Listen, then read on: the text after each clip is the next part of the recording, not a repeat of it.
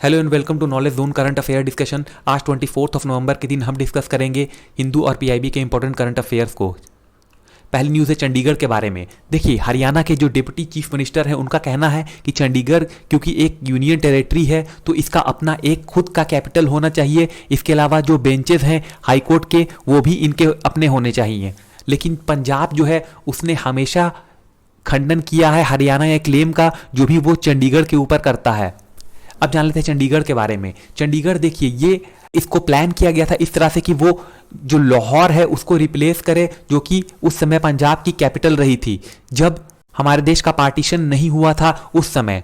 इसके बाद 1948 में गवर्नमेंट ऑफ इंडिया पंजाब ने यहाँ पर कंसल्टेशन किया सेंटर के साथ और अप्रूव किया जो शिवालिक के फुट हिल्स का जो एरिया है उसको as a site of new capital के तौर पर। इसके अलावा 1952 से 1966 तक चंडीगढ़ जो है वो कैपिटल रही पंजाब की।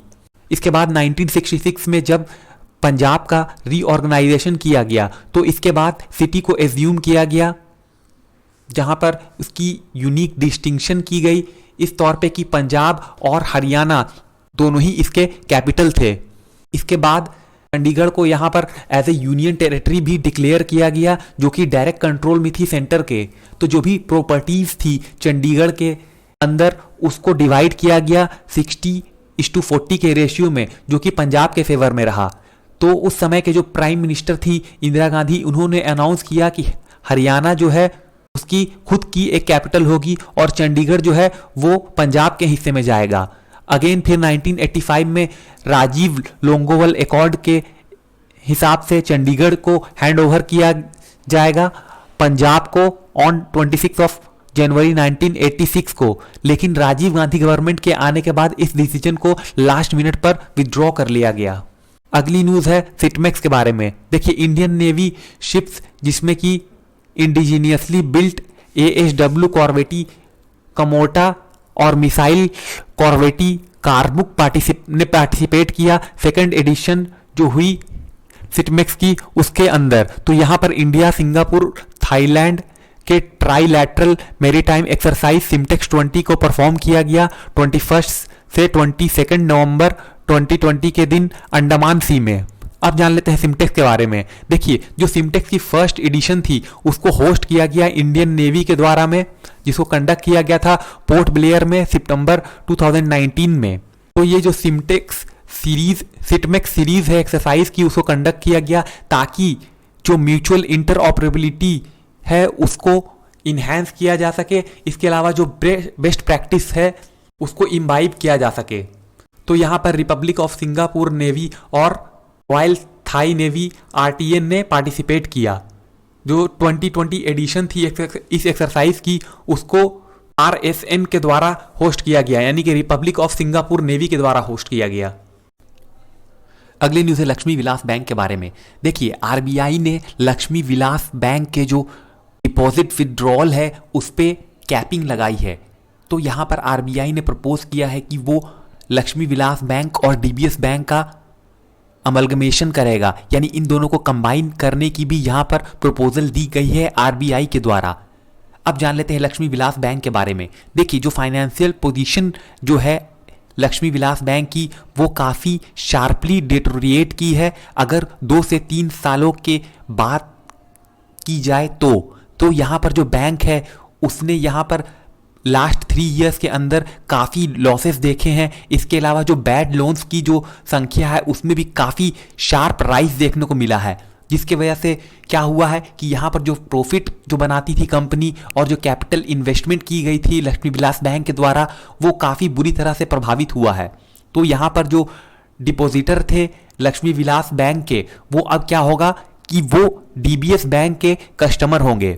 इसके अलावा DBS बैंक जो है वो अपनी बिजनेस को इंडिया के अंदर स्ट्रेंथन करना चाहता है और यहाँ पर वो लक्ष्मी विलास बैंक के साथ जो एक्विजिशन है वो करेगा। अब जान लेते हैं DBS बैंक के बारे में। देखिए, DBS बैंक लिमिटेड जो कि एक सिंगापुरियन मल्टीनेशनल बैंकिंग और फाइनेंशियल सर्विस कॉरपोरेशन है, इसका हेडक्वार्टर सिंगापुर में है। ये कंपनी जो है इसको जाना जाता है as a development bank of Singapore limited के नाम पर। 21 जुलाई 2003 में इसका नाम एडॉप्ट किया गया था, जो कि इसके ग्लोबल बैंक के रोल को यहां पर रिफ्लेक्ट करता है। कुछ इंपॉर्टेंट इंफॉर्मेशन है उसके बारे में जान लेते हैं। देखिए, कुछ सिमिलर इंसिडेंट्स जो हुए थे वो पास्ट में हुए थे।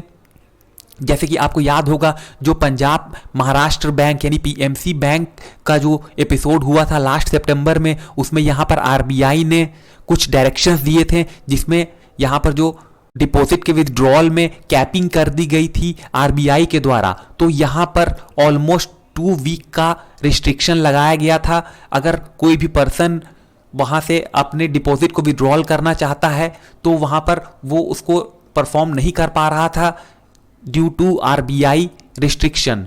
इसके अलावा जो येस बैंक के बारे में भी न्यूज़ काफ़ी चर्चा में थी, जहाँ पर मार्च महीने में येस बैंक भी काफ़ी बड़े ट्रबल में था।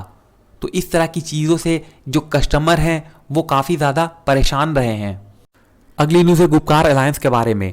देखिए, जैसा कि हम जानते हैं कि नवंबर दिसंबर का जो टाइम है वहाँ उस समय में डिस्ट्रिक्ट डेवलपमेंट काउंसिल का इलेक्शन होना है जम्मू कश्मीर में। तो इसको लेकर के कांग्रेस पार्टी ने यहाँ पर people alliance for Gupkar declaration यानी कि PAGD से यहाँ पर बात करनी शुरू की, जिसके बाद बीजेपी के जो लीडर्स हैं उन्होंने यहाँ पर काफ़ी ज़्यादा क्रिटिसाइज किया है कांग्रेस के इस फैसले को लेकर के, और उन्होंने जो PAGD यानी कि people alliance for Gupkar declaration है उनको यहाँ पर गुपकार गैंग का नाम दिया है। अब जान लेते हैं गुपकार अलायंस के बारे में। देखिए, people alliance for Gupkar declaration, जिनको पहले गुपकार डिक्लेरेशन के नाम से भी जाना जाता था। अब जान लेते हैं क्या है ये गुपकार अलायंस। देखिए, ये एक पॉलिटिकल अलायंस है जिसमें कि जो भी रीजनल पॉलिटिकल पार्टीज हैं मेन स्ट्रीम की, जो जम्मू और कश्मीर में है वो शामिल है, और इनका एम है कि वो जो स्पेशल स्टेटस दिया गया है जम्मू कश्मीर को और आर्टिकल 35A, तो इनको यहाँ पर सेफगार्ड करना और रिस्टोर करना इनका मकसद था। क्योंकि अब तो देखिए, जो आर्टिकल 35A है और आर्टिकल 370, इसको तो हमारी गवर्नमेंट ने यहाँ पर विड्रॉ कर दिया है और ये स्टेटस को हटा लिया है। तो इसी स्टेटस को मेंटेन करना और रिस्टोर करना इस अलायंस का मकसद था। अब देखिए, इसके कुछ डिक्लेरेशन भी किए गए थे, जिसमें 2 डिक्लेरेशन थी, उसके बारे में जान लेते हैं। देखिए, जो पहला डिक्लेरेशन था उसको साइन किया गया था 4 अगस्त 2019 में, जिसमें कहा गया था कि अगर आर्टिकल 35A या आर्टिकल 370 में किसी तरह का भी मॉडिफिकेशन होता है या अगर इसको एब्रोगेट किया जाता है तो ये सीधे सीधे एग्रेशन होगा जम्मू और कश्मीर के पीपल के अगेंस्ट में। तो यहाँ पर जो वेन्यू था वो गुपकार रेसिडेंस था श्रीनगर के अंदर, तो इस वजह से इसको गुपकार डिक्लेरेशन के नाम से जाना गया। अब जान लेते हैं गुपकार डिक्लेरेशन सेकंड के बारे में। देखिए, गुपकार डिक्लेरेशन सेकंड जो है उसको साइन किया गया था 22 अगस्त 2020 में, जहां पर 6 पॉलिटिकल पार्टीज ने यहां पर असर्ट किया कि जो भी सिग्नेटरीज थी वो बाउंड होगी अगस्त 4 2019 में गुपकार डिक्लेरेशन के अंडर, और यहाँ पर पार्टी जो होगी वो स्ट्राइव करेगी आर्टिकल 370 और आर्टिकल 35A को रिस्टोर करने के लिए। अगली न्यूज़ है Jammu Kashmir local body polls के बारे में। अभी न्यूज़ में क्यों है? देखिए, जम्मू एंड कश्मीर में इलेक्शंस होने वाले हैं, तो यहाँ पर कहा जा रहा है कि ये जो पार्टिसिपेटरी पॉलिटिक्स है और मीनिंगफुल डायलॉग है, इसको यहाँ पर बढ़ावा दे सकती है। तो अभी जो अपकमिंग लोकल बॉडी इलेक्शन होने वाले हैं जम्मू एंड कश्मीर में, वो एक अपॉर्चुनिटी देगी ताकि यहाँ पर जो न्यू पॉलिटिकल डायलॉग है यूनियन टेरिटरी के अंदर वो ओपन हो सके। इसके अलावा जो क्वेश्चन है स्टेटहुड को रिस्टोर करने का, तो इस पे भी इसके लिए भी ये काफ़ी अच्छा है। अभी करंट सिनारियो क्या है? देखिए, जब से सेंटर ने जम्मू कश्मीर के स्पेशल स्टेटस को रिवोक करके रीऑर्गेनाइज किया है इसको 2 यूनियन टेरिटरी के अंदर में, उसके बाद से ये पहली डेमोक्रेटिक एक्सरसाइज होगी। तो यहाँ पर पंचायती राज इलेक्शन को शेड्यूल किया गया है ओवर 8 फेजेज, जिसकी शुरुआत 28 नवंबर से होगी। इसके अलावा जो ये पूरी पार्ट है इंडिया की, इसमें पहली बार इंटायर एरिया में यहाँ पर 73rd कॉन्स्टिट्यूशनल अमेंडमेंट ऑपरेशन में आएगा। इसके अलावा अक्टूबर में यहाँ पर यूनियन टेरिटरी एडमिनिस्ट्रेशन ने अमेंड किया पंचायती राज एक्ट को, और यहाँ पर डिस्ट्रिक्ट डेवलपमेंट काउंसिल को प्रोवाइड किया गया ईच डिस्ट्रिक्ट के अंदर में और इस्टेब्लिश किया गया 3 टायर पंचायती राज स्ट्रक्चर को। तो यहाँ पर जो इलेक्शन होंगे इसमें 280 डिस्ट्रिक्ट डेवलपमेंट काउंसिल के मेंबर के लिए इलेक्शन होंगे। इसके अलावा जो बाई इलेक्शन होंगे उसमें 12,000 पंचायत सीट्स होगी, ओवर 230 अर्बन बड़ी सीट्स। इसके अलावा जो पीसफुल पार्टिसिपेटरी इलेक्शन है इस ट्रबल रीजन में, तो वो यहाँ पर शो करता है कि किस तरह से हमारी जो इंडिया की डेमोक्रेसी है वो कितनी रिजिलियंस है, उसको यहाँ पे शो करता है। तो ये एक वजह है जिसके वजह से यहाँ पर इस इलेक्शन को टारगेट करने की कोशिश की जा सकती है वायलेंस के द्वारा, क्योंकि ये तो हमारी डेमोक्रेसी की मजबूती को शो कर रहा है। तो यहाँ पर कोशिश होगी कि इसको वायलेंस से किस तरह से जो पॉपुलर एस्पिरेशन है कश्मीर की उसको यहाँ पर अचीव किया जा सके। इसके अलावा जो जिहादिस्ट ग्रुप हैं, तो यहाँ पर 4 JEM के मिलिटेंट ने यहाँ पर प्लान किया था कि वो टेरर अटैक करेगा वैली के अंदर में, ताकि इस इलेक्शन को डिसरप्ट किया जा सके और यहाँ पर केओस पैदा किया जा सके। तो ऐसी कोशिश की गई पिछले हफ्ते, जिसको न्यूट्रलाइज कर दिया गया। इसके अलावा अगर बात की जाए जम्मू कश्मीर के स्पेशल स्टेटस के बारे में, तो यहाँ पर आर्टिकल 370 जो कि इंडियन कॉन्स्टिट्यूशन के अंदर है, वो एक स्पेशल स्टेटस देता था जम्मू एंड कश्मीर को, जो कि सबसे बड़ी वजह रही है इंडिया पाकिस्तान और चाइना के बीच में जो डिस्प्यूट है उसको लेकर के। तो ये आर्टिकल जो है वो एक तरह का पावर देता है जम्मू एंड कश्मीर को कि वो अपना एक सेपरेट कॉन्स्टिट्यूशन रख सकता है। इसके अलावा उसकी एक स्टेट फ्लैग हो सकती है और ऑटोनॉमी इस आर्टिकल के अंदर दी गई थी, ताकि जो भी इंटरनल एडमिनिस्ट्रेशन है स्टेट की वो खुद मैनेज कर सकें।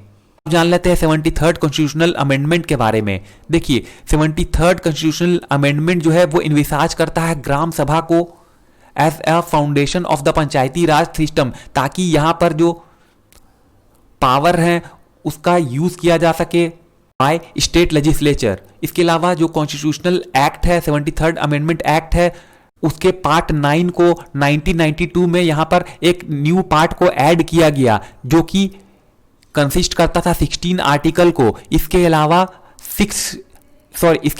11th शेड्यूल को यहां पर ऐड किया गया था इसके द्वारा कॉन्स्टिट्यूशन के अंदर। अब जान लेते हैं JEM यानी कि जैश ए मोहम्मद के बारे में। देखिए ये एक जिहादी टेररिस्ट मुजाहिदीन ग्रुप है जो कि काफी एक्टिव रहा है कश्मीर के अंदर। इसका प्राइमरी मोटिव है कि वो कश्मीर को किस तरह से भारत के हिस्से से अलग कर सके, सेपरेट कर सके और इसको पाकिस्तान के अंदर मर्ज कर सके। तो इसने काफी इस तरह की कोशिश की है पिछले कुछ समय में, लेकिन ये हमेशा नाकाम हुआ है हमारी फौज की बहादुरी की वजह से।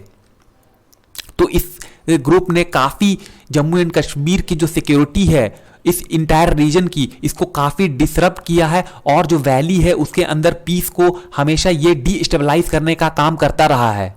अब जान लेते हैं क्या ये जो इलेक्शन कराया जा रहा है, अगर ये वायलेंस फ्री हो जाता है तो क्या ये सफिशिएंट होगा। देखिए वायलेंस फ्री इलेक्शन तो जरूरी है, बट ये सफिशिएंट नहीं है किसी भी ऐसी डेमोक्रेसी के लिए जो काफी वाइब्रेंट हो। जैसा कि हमारी डेमोक्रेसी के बारे में कहा जाता है कि ये काफी वाइब्रेंट है, तो यहां पर जो चॉइसेस हैं लोगों के वो यहां पर काफी मायने रखते हैं। तो अगर ज्यादा से ज्यादा लोग यहां पर अगर वोट देने में पार्टिसिपेट नहीं कर सकते हैं, तो इस तरह की जो हमारी डेमोक्रेसी की जो वाइब्रेंसी है उस पर यह जरूर इफेक्ट करेगा। क्योंकि देखिए अगर लोग यहां पर ज्यादा से ज्यादा मात्रा में नहीं निकल के आते हैं और अपना पार्टिसिपेशन नहीं करते हैं वोटिंग के अंदर, तो ये एक तरह से हमारी डेमोक्रेसी पे ये एक तरह का आघात होगा। तो यहां पर कोशिश ऐसी होनी चाहिए कि इस तरह से वायलेंस फ्री इलेक्शन तो हो ही, साथ में साथ जो पार्टिसिपेशन है उसको भी इंक्रीज किया जा सके।